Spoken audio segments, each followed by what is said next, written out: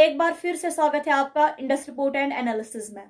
देखिए, इंडिया जो है वो अपने एयरफोर्स के लिए डैसॉ राफेल और यूरोफाइटर टाइफून दोनों को इवेलुएट कर रहा है। अब ये जो इवेल्युएशन है, इस प्रोसेस का एक important part close air combat exercise थी, जो हाल ही में जर्मनी में हो गई। जून 6 को एक डे लॉन्ग रैमस्टीन एयरबेस में नेटो के 3 डजन फाइटर्स ने एक्सरसाइज में यहाँ पे पार्टिसिपेट किया था, जिसमें एडवांस्ड मिलिट्री एयरक्राफ्ट ने एक दूसरे के साथ टक्कर ली।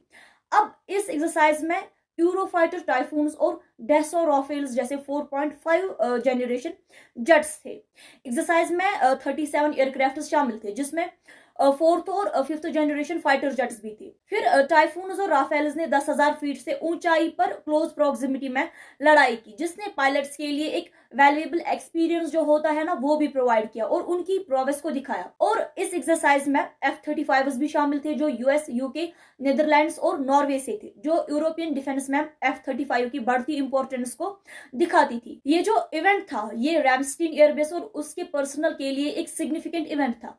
ये बेस यूएसए की मिलिट्री एयरलिफ्ट कैपेबिलिटीज का एक हब माना जाता है। और इस इवेंट को major general Paul D Moga जो है 3rd एयरफोर्स के कमांडर, उन्होंने ओवरसीज किया था, जिसमें 50/70 माइल एयर स्पेस को 4 क्वाड्रेंट्स में डिवाइड करके सिमुलेटेड कॉम्बैट किया गया था। हर फाइटर को लगभग 30 मिनट्स की विंडो दी गई थी अपने एंगेजमेंट और किल अटेम्प्ट के लिए, जिसने एक रियलिस्टिक और चैलेंजिंग एनवायरनमेंट जो होता है वो प्रोवाइड किया। ये जो इवेंट है, इस इवेंट का फोकस था एक्सीलेंस पर और कॉम्बैट स्किल्स को शार्पन करने पर, बिना किसी ट्रॉफी के।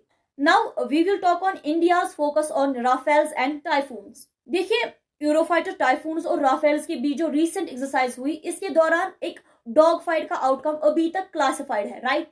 लेकिन इन दोनों यूरोपियन फाइटर्स के बीच कंपटीशन हमेशा से काफी फियर्स रहा है। अब कंपटीशन क्यों रहा है? ये जो यूरोफाइटर टाइफून है और राफेल है, ये दोनों ही यूरोपियन फाइटर जेट है और इनके बीच एक लंबे समय से राइवलरी रही है। अब राइवलरी क्यों है और ये कहां से आ गई?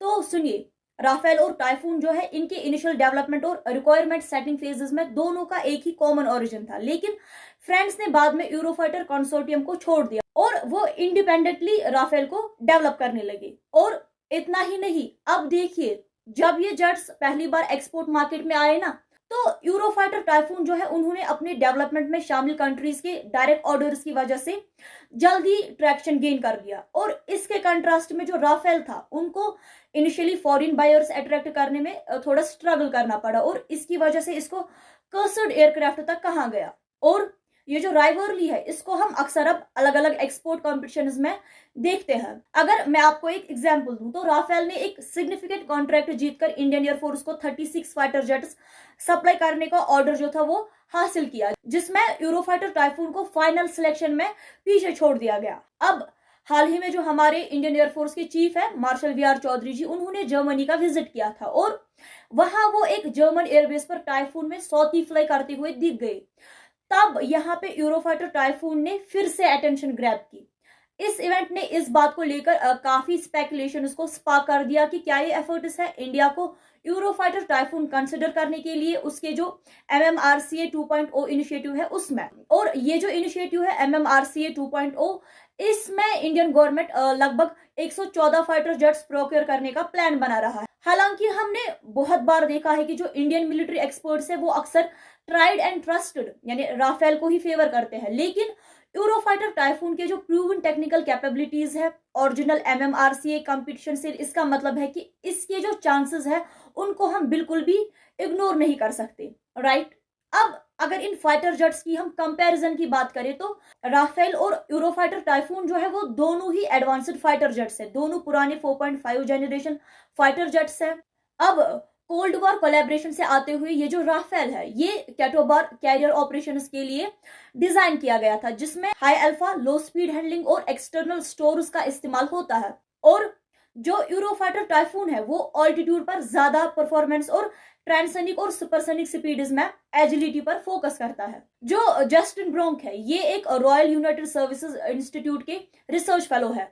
इन्होंने राफेल और यूरोफाइटर टाइफून के डिटेल्ड कंपैरिजन में बताया था कि देखिए, जो राफेल है वो अपने मैच्योर RBE2 रडार सिस्टम के कारण कई एरियाज में बहुत आगे है, किससे? टाइफून से। और इसके अलावा राफेल F3R ट्रांच 2 या ट्रांच 3P3E स्टैंडर्ड टाइफून से load carrying capacity, electronic counter measures, subsonic agility, low और मीडियम ऑल्टीट्यूड पर परफॉर्मेंसेस और ओवरऑल कॉस्ट एफिशिएंसी में काफी आगे है। लेकिन ब्रॉक ने यह भी हाईलाइट किया था कि यूरोफाइटर टाइफून जो है उनके कुछ एरियाज में एडवांटेज है।